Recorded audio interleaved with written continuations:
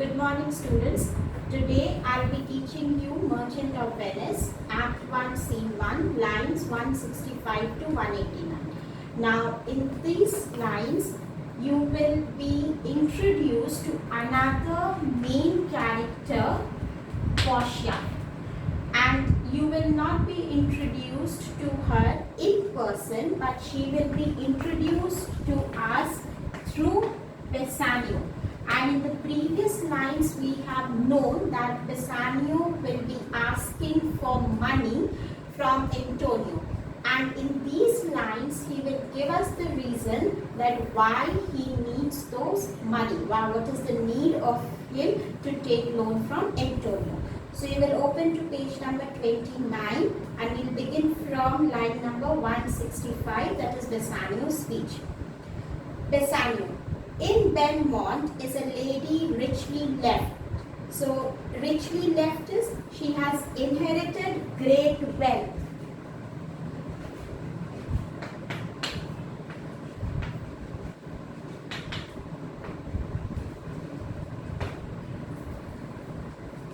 And she is fair. Fair is beautiful.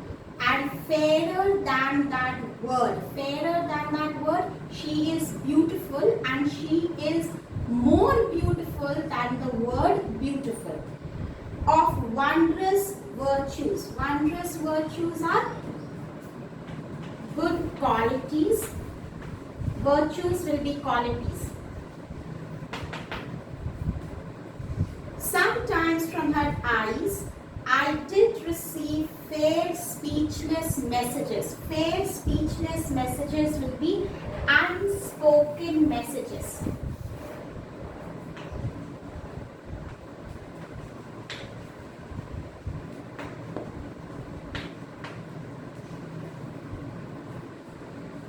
Her name is Portia.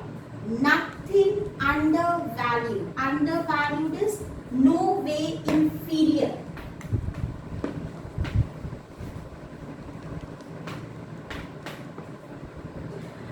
To Cato's daughter Brutus Portia. Now Cato and Brutus, they are two characters from the play Julius Caesar.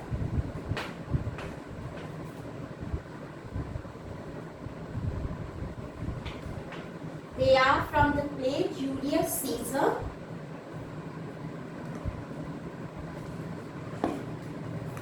Nor is the wide world ignorant her worth. Ignorant her worth knows her value.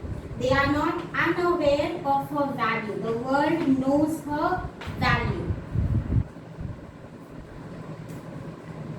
For the four winds blow in from every coast. Now, four winds over here means from the four directions.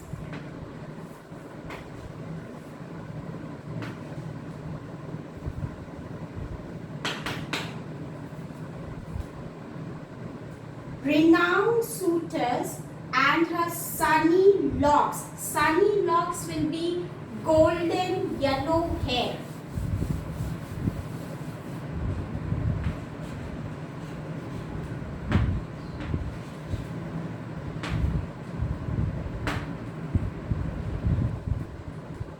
Hang on her temples like a golden fleece. Now fleece is a crop of wool which makes her seat. Seat over here is house.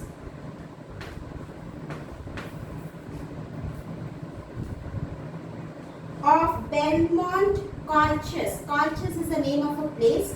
Strand. And many Jasons. Jasons over here will refer to suitors. Come in quest. Quest is search of her. O my Antonio, had I but the means to hold a rival place with one of them. To hold a rival place with one of them means to be one of her suitors. To have, I have a mind. Prestigious. Prestigious means foretells.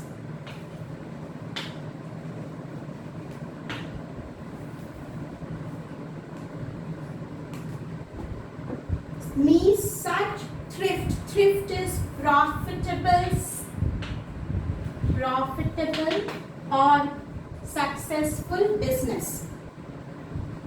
That I should questionless be fortunate. Questionless will be without doubt. Questionless without doubt. Be fortunate. For fortunate over here will be lucky. So we come back to line number 165. In Belmont is a lady richly left. Now he says in Belmont there is a lady. She is very rich and she is fair and fairer than that word. And this rich lady, she is beautiful and she is more beautiful than the word beautiful. Of wondrous virtues, sometimes from her eyes. And this lady, she is very beautiful and she has very good qualities. She is a very talented, a very well-mannered lady. Sometimes from her eyes I did receive fair speechless messages. Now sometimes I have seen signs of love in her eyes for me. I have seen in her eyes love for me. Her name is Portia. So now he says that this lady's name is Portia. Nothing undervalued to Cato's daughter Brutus Portia. Now you have to understand this. He says over here that this Portia of our play, she is in no way inferior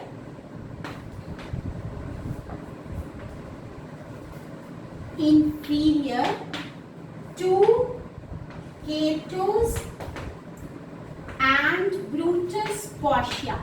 Now, Cato's Portia of Julius Caesar, she was a daughter of Cato and wife to Brutus. So he says over here that our Portia who lives in Belmont, this Portia is no way inferior to Portia who is Cato's daughter and Brutus' wife. This character in Julius Caesar, she was said to be beautiful and intelligent. So he says over here that Portia of Belmont, the lady about whom I am talking, this lady is nowhere inferior to Portia of Julius Caesar, who was a daughter of Cato and Brutus' wife. So as this Portia was beautiful, intelligent and well-mannered, even this Portia, she is also beautiful, well-mannered and intelligent. Nor is the wide world ignorant of her worth, and the whole world knows the goodness and the beauty of our Portia. She is world famous. She is worldly known for her qualities. For the four winds blow in from every coast, renowned suitors. And we know that how this Portia is known throughout the world, because from all the four corners of the world, people are coming to propose Portia. They are coming with a proposal for her marriage. So these people are known as suitors here. So he says that these people, they are coming from all the corners of the world just to propose Portia. And this is how we know that she is worldly famous. And her sunny locks hang on her temples like a golden fleece. Now temples are the sides of your forehead.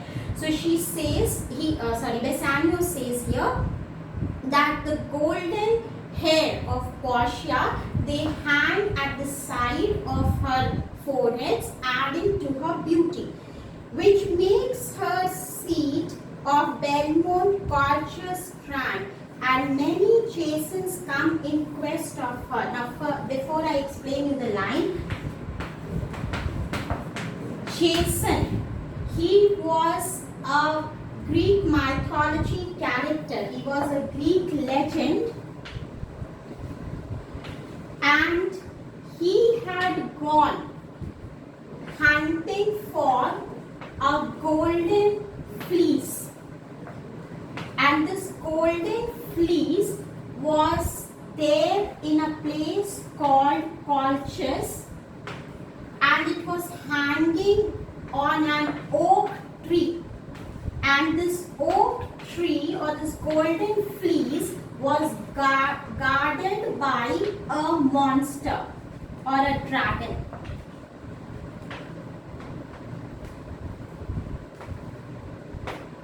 Okay, so Jason, a Greek legend, went hunting for golden fleece. Golden fleece was hanging on an oak tree in a place called Colchis, and it was guarded by a monster. Now, over here in these lines, Jason's that the speaker is speaking refers to the suitor. Over here, the Jasons are the suitors. Just as the Greek legend Jason went on hunting for the golden fleece in Colchis, similarly, these Jasons, these suitors, are coming, seeking, finding Portia in Belmont. I repeat these lines again. Just as the Greek legend Jason went for hunting the golden fleece in Colchis, similarly, these Jasons, these suitors, are coming to Belmont in search of Portia, to have Portia. Now come to the next line. Oh my Antonio, had I but the means, oh my Antonio, if I had sufficient money to hold a rival place with one of them, if I had sufficient money, then I would have gone as one of the suitors to Belmont. To have a mind presages me such thrift, that I should questionless be fortunate. Oh Antonio, if I had enough money with me, then I would have also preferred going to Belmont as one of the suitors, and undoubtedly I believe that I will definitely be successful in marrying Portia. Antonio, thou knowest that all my fortunes are at sea. So you know very well, Bassanio, that all my money at present are at sea. I have invested all my money on my ships, and my ships are still at sailing. Neither have I money nor commodity. Commodity over here means goods. Some goods which you can give as a guarantee to some money lender and take the money in return. To raise a present sum. Present sum is the amount of money that you need right now.